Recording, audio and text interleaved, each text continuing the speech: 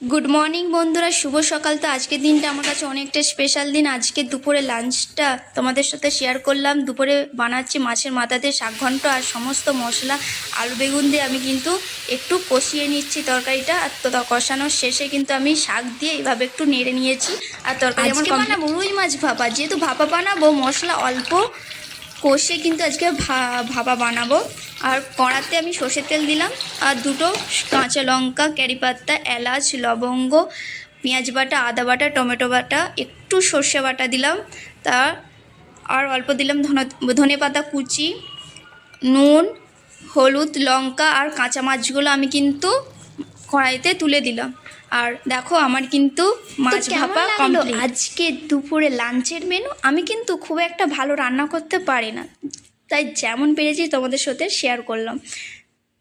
তো দুপুরে খাওয়া দাওয়া সেরেই আমরা চলে এলাম সন্ধ্যাবেলার দিকে একটু রেস্টুরেন্টে, যেহেতু বলেছিলাম স্পেশাল দিন।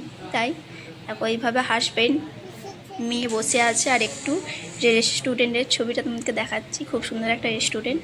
তো 5-6 মিনিট বসে থাকার পর আমাদেরকে দিল একটা মেনু কার্ড আর খালি প্লেট।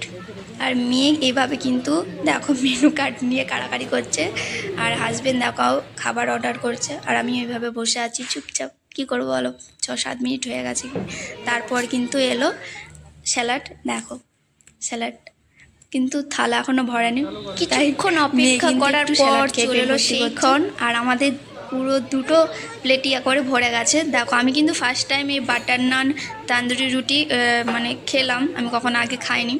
আর ছিল আমাদের কাজু পনির। আর দেখো মেয়ে কিন্তু খেতে পাচ্ছে না, হাজব্যান্ড খাইয়ে দিচ্ছে, তাও মেয়ের হচ্ছে না। আর আমাদের খাওয়া কমপ্লিট।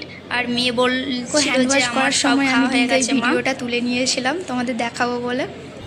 দেখো আমাদের খাওয়া কমপ্লিট, এবার যাচ্ছি বাড়ি। Bye bye.